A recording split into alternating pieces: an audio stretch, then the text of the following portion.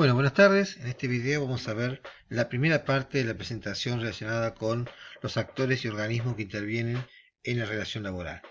Vamos a ver tres partes puntualmente, o tres temas mejor dicho. En esta primera parte vamos a tocar el tema de definiciones y términos relacionados con la parte laboral y los actores del contrato para, en la segunda parte del video, ver los organismos oficiales. Primer término importante a considerar es el quid o quill. Son términos similares, pero tienen distinta utilización. El quid es la clave única de identificación tributaria y es la identificación que tienen las personas físicas o las personas empresas, o las empresas, para relacionarse con la parte tributaria, con los impuestos que tienen que pagarse en AFIP. Mientras que el quill es la clave única de identificación laboral y es el código que tienen las personas físicas para relacionarse a través de AFIP con ANSES, donde figura los aportes que hacen al sistema previsional del país. O sea que uno tiene que ver con el aporte laboral y otro tiene que ver con el aporte tributario. La conformación del quit o del quill es la misma, es el número de documento anticipado por dos dígitos, que van a ser habitualmente 20 para los hombres, 27 para las mujeres y en algunos casos el código 23, y un código numérico al final de un dígito que sirve como una forma de evaluar que todos los números son correctos, ¿sí? Un dígito verificador. El quill y el quit no se piden que la FIP se lo dé, sino que se genera automáticamente a partir del número de documento. Es decir, una vez que uno tiene un número de documento, automáticamente tiene quit o quill. ¿Cómo se genera la relación laboral dentro de lo que es fundamentalmente el sistema de contrato por tiempo indeterminado? A través de lo que se llama la clave de alta temprana, el CAT. La clave de alta temprana es un mecanismo, un procedimiento a través del cual cada vez que un empleado entra a trabajar en una empresa, la empresa tiene que en forma inmediata notificar a la FIP de su ingreso. Es decir, no espera para hacer el pago del primer sueldo, sino que apenas ingresa, se hace el alta temprana. De esta manera, la persona ya comienza a trabajar, ya está relacionada con la empresa a partir de este mecanismo de registro de alta y baja en Seguridad Social. La comunicación habitualmente antes se hacía mediante un papel o un registro a través de un formulario, declaración jurada, el formulario 885, pero se puede hacer a través de un formato electrónico, a través de internet, en la página web institucional de la AFIP. Hace varios años ya que AFIP estableció que las relaciones y las comunicaciones que hace la empresa a AFIP en términos laborales e impositivos se hace a través de el aplicativo que está en la página web, para lo cual cada empresa recibe una clave, cada empresa o también cada persona recibe una clave a través de AFIP para que ingrese al sistema de AFIP y pueda realizar todos los tipos de prácticas que necesita de comunicación y de registro entre la empresa y el organismo recaudador que es AFIP. Bien, actores del contrato son básicamente el empleador y el trabajador.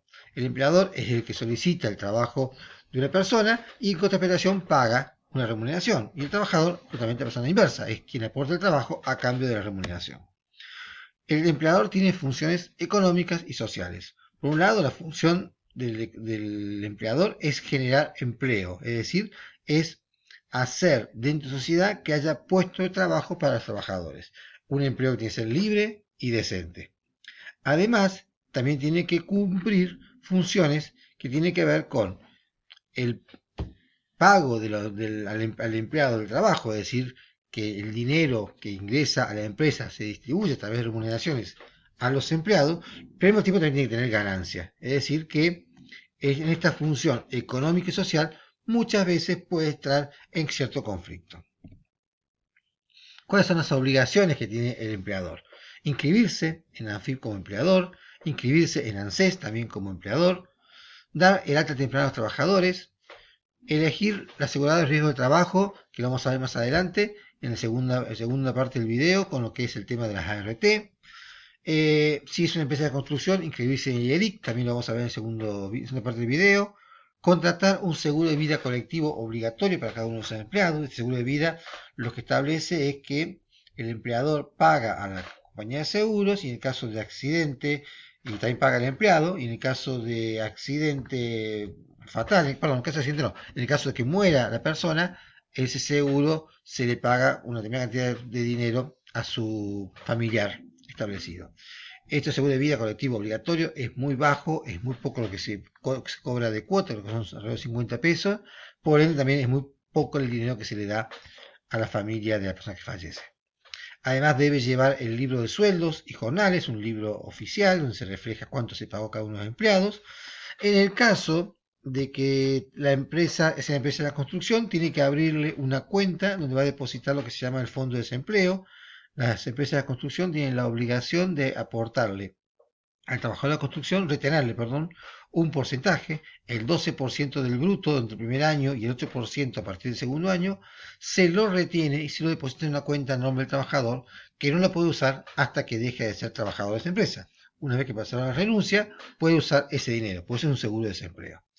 Y además, dentro de las funciones que tiene el empleador, es asignarle una cuenta bancaria a cada uno de los empleados para pagarle el sueldo, ya que los sueldos están hace muchos años bancarizados en nuestro país. También tiene obligaciones respecto a los derechos de los trabajadores, fundamentalmente todo relacionado con los derechos laborales. Esto es garantizar el derecho a que sean parte de un sindicato de los trabajadores, permitir la negociación colectiva de los contratos de trabajo y fundamentalmente no caer en aquello que está en contra de los derechos laborales, por ejemplo, trabajo infantil, trabajo forzado o discriminación a los trabajadores, cosa que ya hemos visto en el primer video cuando hablábamos de todo el aspecto general del trabajo. Otra de las obligaciones que tiene el empleador, pagar todas las remuneraciones y todas las obligaciones impuestas por las leyes laborales. Darle trabajo a su empleado y todas las herramientas necesarias para poder realizar su trabajo. Tiene como responsabilidad principal darle al trabajador todas las medidas de seguridad e higiene. Y responder, vamos a ver a través de la RT, por todo lo ocurrido durante la relación laboral. Pero también tiene la obligación de ejercer las funciones de las funciones de organización y de dirección. Por lo tanto, tiene la facultad y el derecho para aplicar sanciones disciplinarias. El trabajador tiene como obligaciones prestar su trabajo de forma personal, es decir, yo no puedo, si trabajo en una empresa, decirle hoy no voy a trabajar, va a trabajar en lugar mío tal persona. El trabajo tengo que hacerlo yo sí o sí. Tengo la obligación de concurrir al trabajo desarrollando las tareas de manera eficaz, dedicada, con puntualidad, y si yo estoy sin cumplir esta obligación puedo tener sanciones disciplinarias por parte del empleador. Debo respetar todas las órdenes y directivas siempre y cuando las mismas estén dentro de los reglamentos internos y lo que establece las convenciones colectivas de trabajo.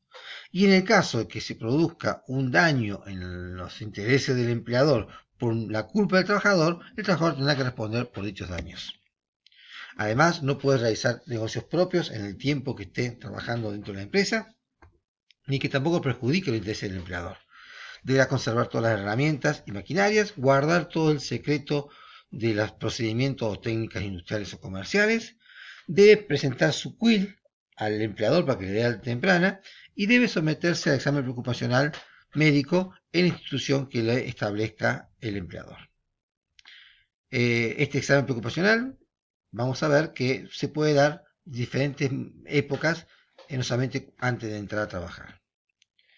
Bien, en cuanto a los organismos oficiales, vamos a nombrar primero al organismo ANSES. ANSES tiene la función relacionada con el régimen público de jubilaciones y pensiones, las asociaciones familiares y el subsidio por desempleo. ¿Qué significa todo este concepto de ANSES? Nuestro país trabaja con las funciones solidarias o con los mecanismos solidarios de jubilación. ¿Esto qué significa? Que una persona cuando está trabajando se le descuenta de su sueldo, se le retiene de su sueldo un porcentaje para la jubilación. En este momento es el 11%. Además, el empleador debe aportar otro porcentaje más también para el concepto de jubilación. Con esos montos no se guarda esa plata para el futuro, para cuando la persona se jubile, sino que se le paga al jubilado actual. Es decir, que quienes estamos trabajando en este momento aportamos de nuestros sueldos, a través de nuestro propio sueldo, a través del empleador, el pago de las jubilaciones actuales. Ese mecanismo se realiza a través de ANSES, es decir, ANSES a través de la AFIP que recauda de las empresas, obtiene el dinero para jubilaciones y pensiones. Con ese dinero, esa caja de dinero, lo que hace es pagar a los jubilados. Además, tiene otras funciones relacionadas también con el tema de subsidios, como por ejemplo las asociaciones familiares o por las asociaciones por hijo, universal por hijo, que se le paga a los empleados o a los que están desocupados, subsidios por desempleo y cualquier otro sistema de distribución de dinero que establezca la nación. Por ejemplo, en este momento, con el tema de la pandemia, se estableció el IFE, que es un subsidio que se da a personas que no tienen trabajo, y esa plata sale de ANSES. O sea que ANSES obtiene dinero del método recaudatorio que lo organiza y lo administra AFIP, y a través de ese dinero va pagando las jubilaciones, las pensiones, asociaciones familiares y demás. Es importante aclarar que ese dinero no surge solamente de lo que dijimos recién, que es el aporte solidario de los trabajadores y de los empleadores, sino también de muchas otras leyes que establecen que se obtiene un impuesto, y ese impuesto se utiliza para pagar a los jubilados. Por ejemplo, el impuesto a las naftas. Cuando uno carga combustible, está pagando un importe que tiene, además del costo del combustible, tiene dos impuestos incorporados. El impuesto del IVA, es decir, el impuesto por valor agregado, que tiene cualquier cosa que uno compre en el país, pero también tiene un impuesto interno relacionado con los jubilados, es decir, un porcentaje alrededor de un 30% de lo que uno paga de nafta se destina no a pagar el costo del combustible, sino a pagar un aporte para esta masa salarial que recupera ANSES para pagar todos los subsidios. Así como está ese impuesto, hay otros impuestos que también contribuyen a esta masa de dinero que ANSES administra. Bueno, que ANSES nace básicamente en el año 92 a través de la unión de diferentes cajas, porque antes todo esto se manejaba a través de cajas distintas que se unificaron en un solo organismo que administra los fondos. Tengan en cuenta que ANSES no recauda, ANSES administra los fondos. La recaudación la realiza AFIP, que es el único organismo que recauda a través de los aportes, las contribuciones laborales y a través de los impuestos. Pero quien maneja esos fondos y quien tiene que distribuir esos fondos es ANSES. Bueno, vamos a ver en el siguiente video el resto de esta presentación. Específicamente trabajamos a partir de lo que es el sistema de riesgo de trabajo.